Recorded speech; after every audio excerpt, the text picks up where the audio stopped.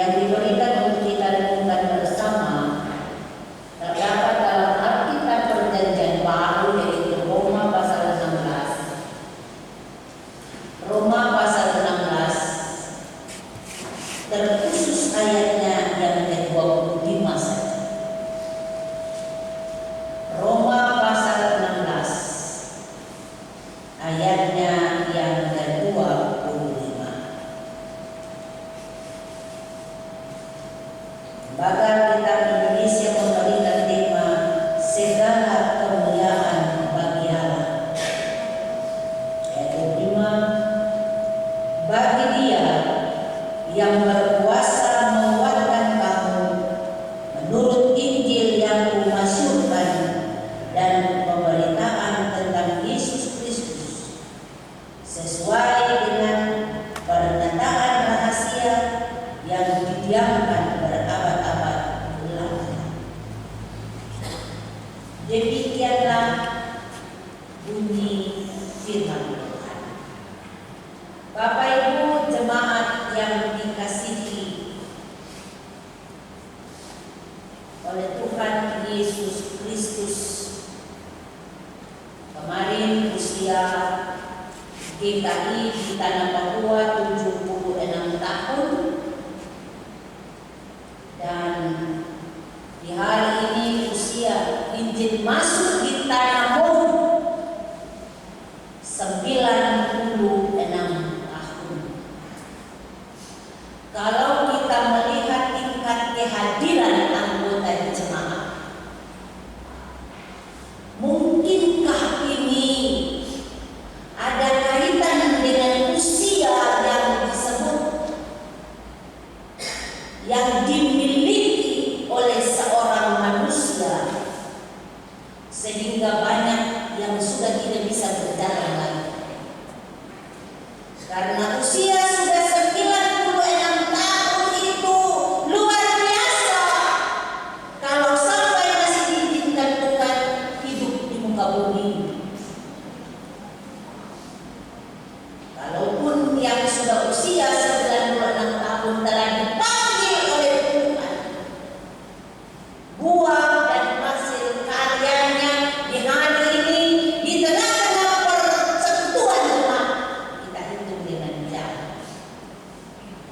Mungkin bukan mereka malas, tapi mereka lebih mempersiapkan diri untuk ada di dalam event yang besar pada jam 3 sore, yaitu bersama-sama dalam 3 klasis yang ada di wilayah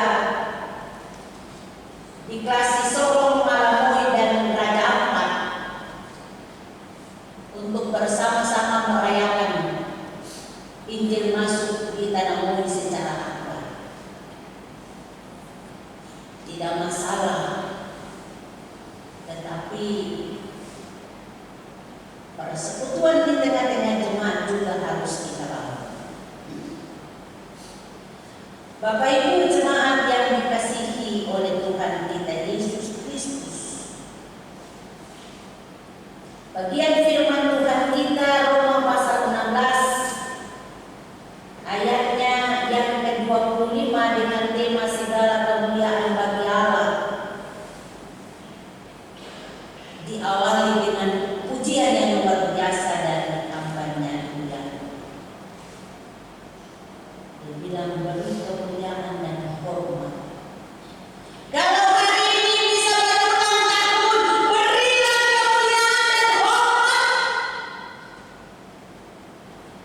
Angkat pujian, angkat suara pujian untuk mengagungkan nama Allah yang berkuasa, yang dahsyat, yang luar biasa itu.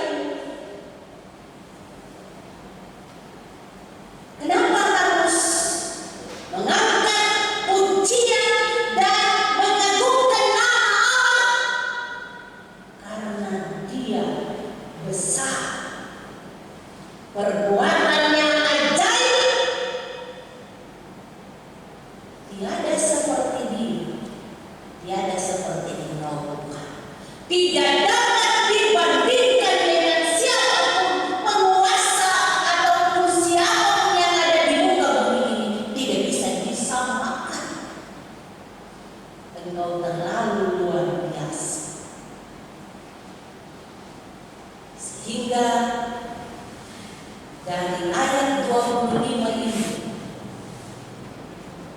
diberikan tema Tuhan menguatkan kita memberitakan Injil Kristus.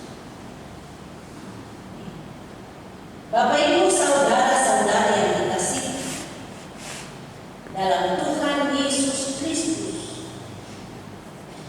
bagian ini merupakan penutup dari surat Paulus kepada jemaat di Roma. Tetapi kita melihat ada sesuatu yang berbeda di dalamnya. Karena pada bagian penutup suratnya, ini Paulus menuliskan puji-pujian kepada Tuhan. Bukan doa berkat seperti yang biasa ia tuliskan pada surat-surat kiriman yang lainnya. Puji-pujian kepada Allah atau doxologia. Kita bisa lihat pada ayatnya yang ke-25 sampai ayatnya yang ke-27. Bagi Dia yang berkuasa menguatkan kamu menurut Injil yang memasyurkan dan pemberitaan tentang Yesus Kristus sesuai dengan pernyataan rahasia yang didiamkan berabad-abad lama, tetapi yang sekarang telah dinyatakan dan yang menurut perintah Allah yang abadi telah diberitakan oleh kitab-kitab para nabi kepada segala bangsa untuk membimbing mereka kepada ketaatan iman. Bagi Dia satu-satunya Allah yang penuh hikmat, oleh Yesus Kristus segala kemuliaan sampai selama-lamanya. Amin. Terkesan merupakan pengulangan dari ayatnya yang ke-20. Semoga Allah sumber dari sejati segera akan menghancurkan iblis di bawah kakimu. Kasih karunia Yesus Tuhan kita menyertai kamu. Bapak Ibu, tampaknya ayat 20 ini merupakan akhir dari surat kiriman ini. Tetapi kemudian Paulus teringat untuk menyampaikan salam dari rekan-rekan sekerjanya untuk jemaat di Roma. Setelah rangkaian salam yang terakhir pada ayatnya yang ke-21 sampai ayatnya yang ke-23, barulah Paulus menuliskan puji-pujian kepada Allah. Kalimat puji-pujian yang mengakhiri surat kiriman Paulus kepada jemaat di Roma mengungkapkan pemahaman Paulus akan penyertaan Allah dalam pekabaran Injil yang telah dilakukan di Roma.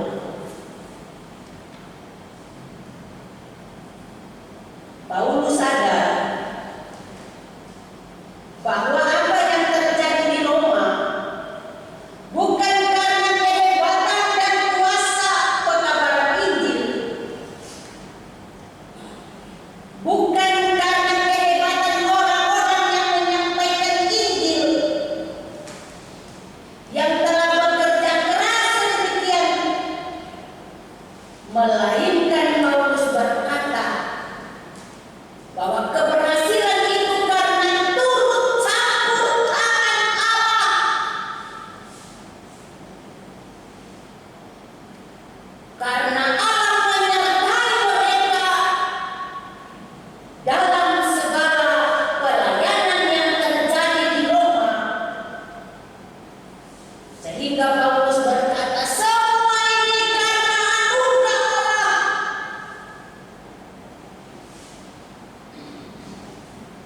Mengapa demikian? Karena Allah sangat mengasihi umat. Secara khusus umat Allah yang ada di Roma. Bapak Ibu jemaat yang dikasihi dan diberkati Tuhan, ada 3 hal yang Paulus sampaikan melalui puji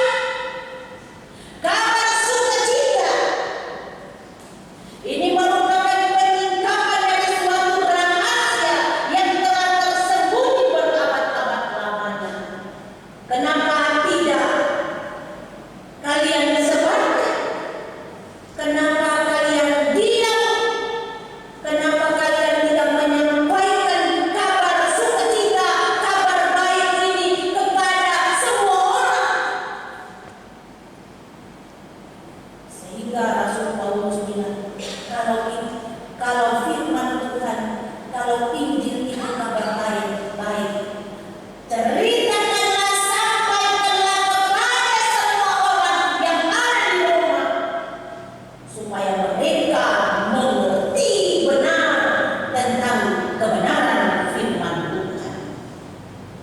Sehingga mereka mengerti benar tentang karya keselamatan Allah bagi umat manusia. Orang Kristen yang ada di tanah Oi ini banyak bertepuk dada, berkata saya percaya Tuhan, tapi sebatas bibir saja. Implementasinya tidak nampak, sehingga lebih banyak tinggal di rumah dibanding dengan bersekutu. Lebih banyak menyimpan firman itu untuk diri sendiri, tidak menyampaikan kepada orang lain, tidak menyampaikan kepada keluarga, mengkonsumsinya untuk pribadi sendiri. Mama dengan firman, mama pulang diam saja. Bapak dengan firman, bapak pulang diam saja. Anak-anak tidak pergi ibadah, anak-anak tidak dapat bagian itu. Padahal tugas kita setelah mendengar firman itu, pertama kita mengoreksi diri, merubah sikap, karakter, dan hidup kita, sehingga firman itu dapat dibaca oleh anak-anak. Setelah itu kita memberikan pemahaman yang baik kepada anak-anak tentang firman yang kita dengar, sehingga pemahaman itu lengkap, tidak sedikit, tidak dikulik saja, tidak dikafir saja, tapi dalamnya ini tidak ada, kosong, tidak dimengerti. Padahal kabar baik ini harus disampaikan, harus dibicarakan kepada seisi keluarga, kepada semua jemaat, dan sampai ke ujung bumi. Yang pertama, yang kedua, Paulus menyadari bahwa pekabaran Injil adalah perintah Allah sendiri. Maka seluruh pemberitaan Injil harus bermuara kepada kemuliaan Allah. Jangan angkat dada, jangan sombong. Semakin kita mendengar firman Tuhan, semakin kita menunduk wajah kita di hadapan Allah, dan kita mengoreksi diri kita, dan kita berkata, hanya Allah sajalah sumber kekuatan, hanya Allah sajalah sumber kemuliaan. Saya dengar salah satu majelis yang berdoa begini, Tuhan, jauhkanlah kesombongan, keangkuhan daripada kami. Kenapa demikian? Karena keangkuhan, kesombongan iman membuat batasan antara hubungan kita dengan Allah. Roh Kudus tidak menguasai kita, Roh Kudus tidak berkarya dalam hidup kita.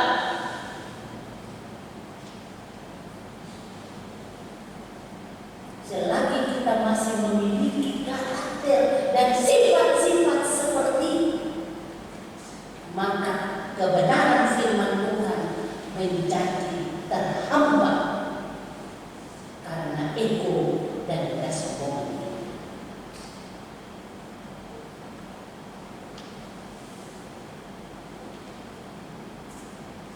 Kadang-kadang kita pintar bicara firman, tetapi praktiknya jauh.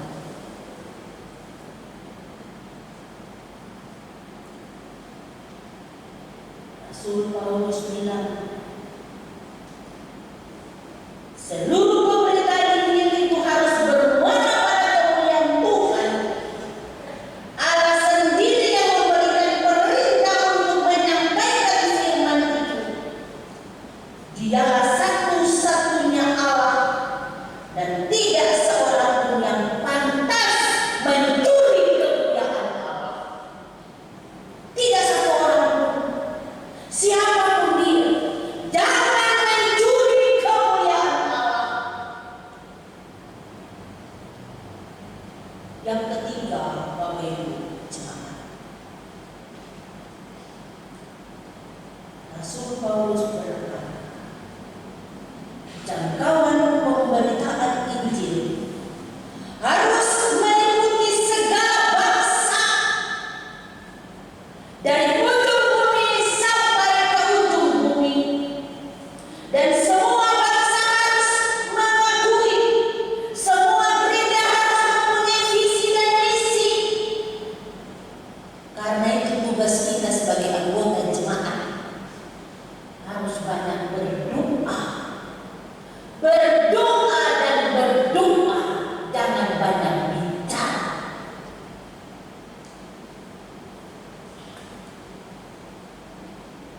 Kalau kita berdoa menopang pemberitaan Injil Kristus,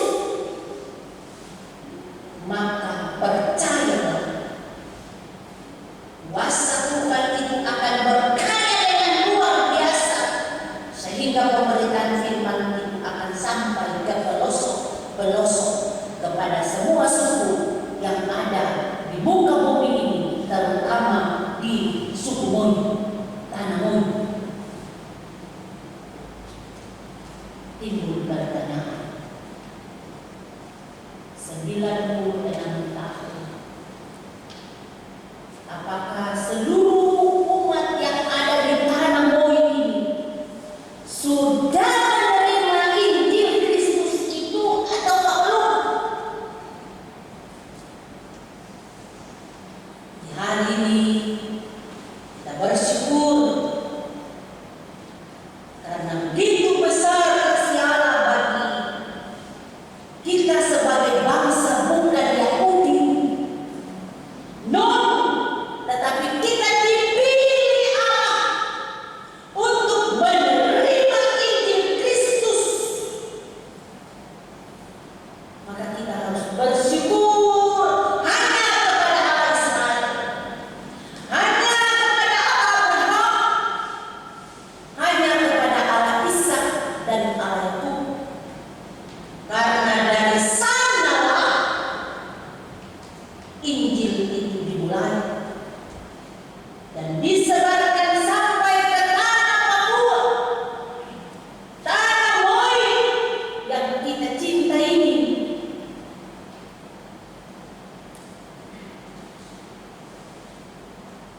Mari anak-anak Moi, kita yang ada di tanah Moi ini, kita adalah anak-anak Moi.